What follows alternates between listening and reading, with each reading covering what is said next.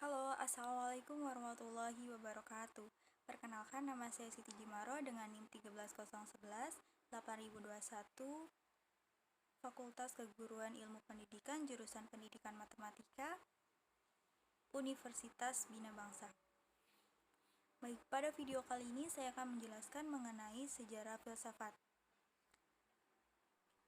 Video ini dibuat untuk memenuhi mata kuliah Pendidikan Filsafat Matematika. Baik, langsung saja. Nah, apa sih itu filsafat? Jadi di sini kita kaji secara etimologis dan secara terminologi. Adapun secara etimologi atau secara bahasa, kata filsafat atau filosofi berasal dari bahasa Yunani. Nah, asal katanya itu dari philein atau philos yang berarti cinta. Asal kata yang kedua yaitu sophia yang berarti kebijaksanaan. Jadi secara etimologis, filosofia atau filsafat itu artinya cinta kebijaksanaan. Kebijaksanaan di sini berupa ilmu pengetahuan. Adapun secara terminologi, filsafat adalah ilmu pengetahuan yang menyelidiki dan memikirkan segala sesuatunya secara mendalam dan sungguh-sungguh, serta radikal sehingga mencapai hakikat segala situasi tersebut.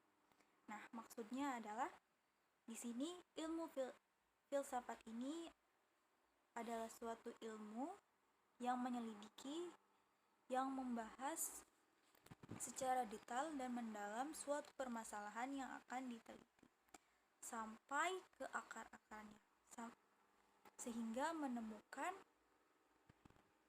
hakikat yang sebenarnya. Bagaimanakah perkembangan filsafat dari abad ke abad? Mari kita lanjut. Yang pertama yaitu pada masa abad Yunani kuno. Pada masa abad Yunani kuno ini terjadi di awal 6 sebelum Masehi sampai 6 Masehi. Nah, pada zaman ini atau pada zaman Yunani kuno, cara pemikirannya itu bersifat kosmosentris. Kosmosentris di sini artinya ilmu-ilmu yang bersifat kealaman atau eksakta. Nah, pada abad ini filsafat itu membahas mengenai kondisi alam semesta. Jadi pada zaman ini terjadi perubahan pola pikir manusia yang tadinya dari mitosentris menjadi logosentris. Nah, seperti aktivitas alam seperti gempa bumi, entah itu tsunami, banjir, itu merupakan aktivitas dari dewa-dewa. Jadi pada zaman ini sebelumnya bangsa Yunani mempercayai mitos-mitos yang terjadi pada alam semesta.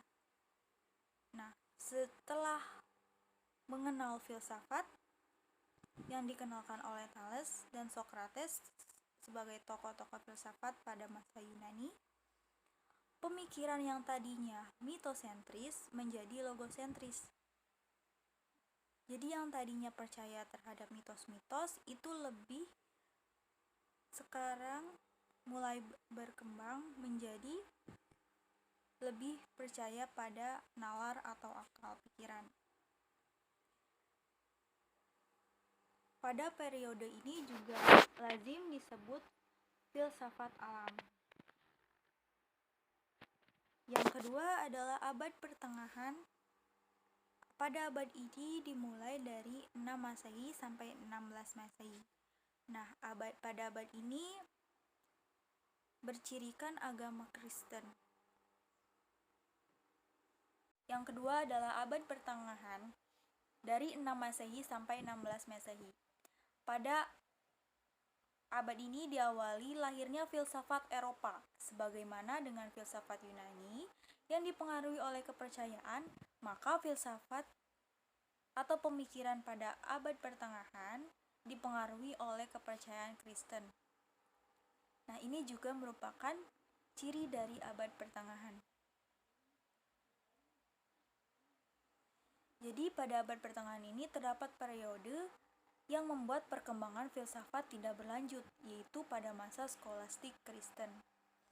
Nah, kenapa tidak berlanjut? Karena pihak gereja membatasi para filosof dalam berpikir, sehingga pengetahuan terhambat dan tidak berkembang, karena semuanya diatur oleh doktrin-doktrin gereja yang berdasarkan keyakinan. Ini masuk ke ciri yang kedua, ilmu pengetahuan diarahkan pada pengetahuan agama. Yang tadi ya, jadi pemikirannya itu. Nah, pada abad pertengahan ini juga adanya peralihan dari abad pertengahan ke abad modern. Nah, masa peralihan ini disebut masa transisi.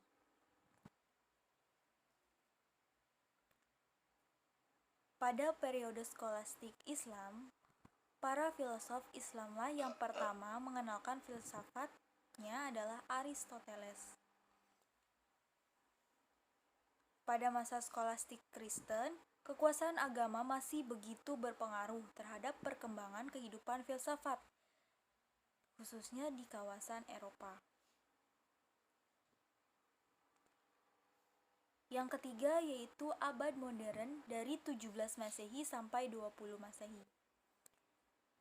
Nah, pada abad ini ditandai dengan berbagai penemuan ilmiah, perkembangan ilmu pengetahuan pada zaman modern.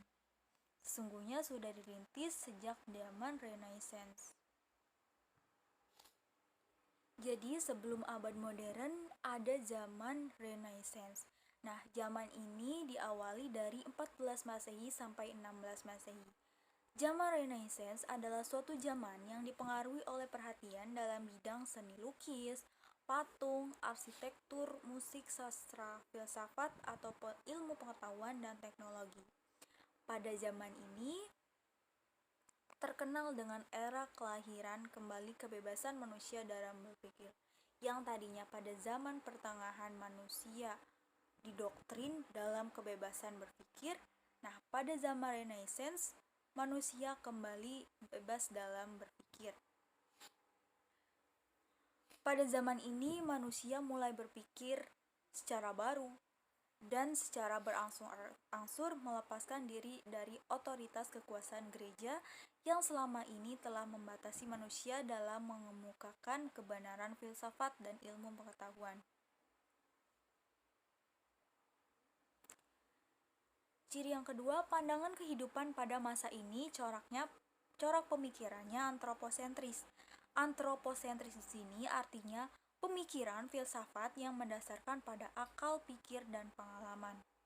Nah, orang-orang yang hidup pada zaman ini memiliki keyakinan bahwa mereka mempunyai masa depan yang cerah dan bercahaya berkat rasio mereka sendiri. Nah, adapun bapak modern yang dikenal pada masa abad modern adalah René Descartes, yaitu beliau dikenal sebagai bapak filsafat modern yang berhasil melahirkan suatu konsep dari perpaduan antara metode alam dan ilmu pasti ke dalam pemikiran filsafat.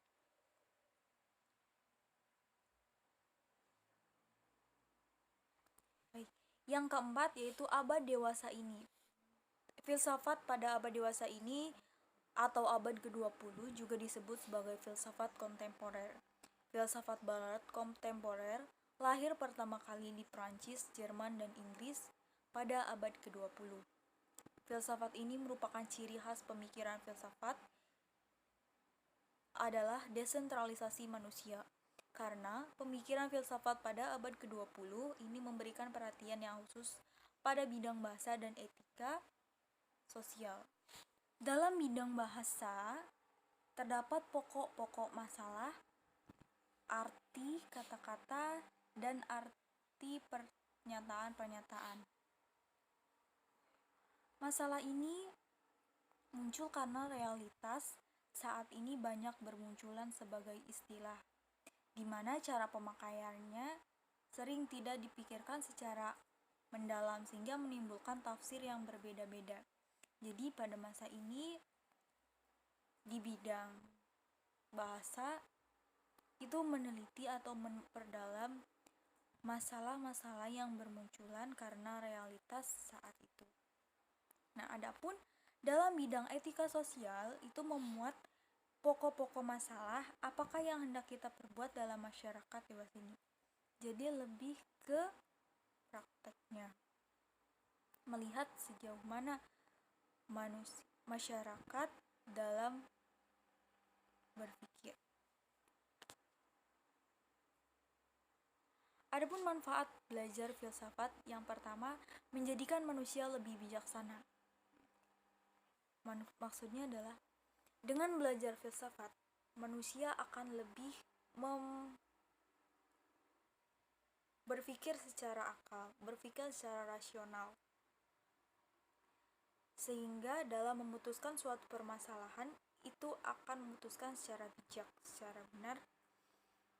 Nah, yang kedua, filsafat telah mengajarkan kita untuk lebih mengenal diri secara totalitas.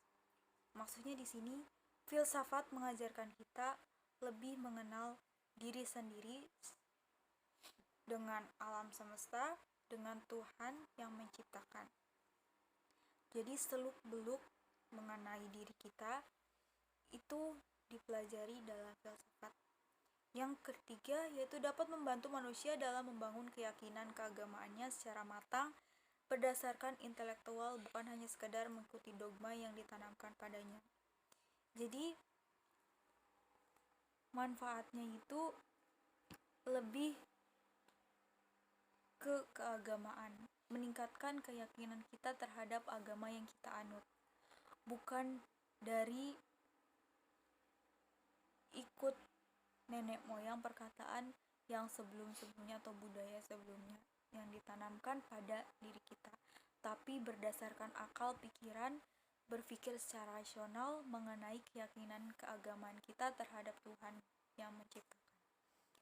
Nah, yang keempat yaitu filsafat mengajarkan tentang hakikat alam semesta. Filsafat mempelajari hakikat alam semesta, artinya kita mempelajari bagaimana proses terjadinya aktivitas alam semesta. Jadi kita tahu prosesnya dengan belajar filsafat. Kesimpulan di sini, dengan memahami yang mendasari sejarah kelahiran masing-masing pemikiran filsafat, diharapkan agar menjadikannya sebagai pandangan hidup sebagai penjelmaan manusia secara total dan sentral sesuai dengan hakikat manusia sebagai makhluk monodualisme manusia secara kodrat terdiri atas jiwa dan raga. Baik, cukup sekian video pada kali ini. Kurang dan lebihnya mohon maaf. Wassalamualaikum warahmatullahi wabarakatuh.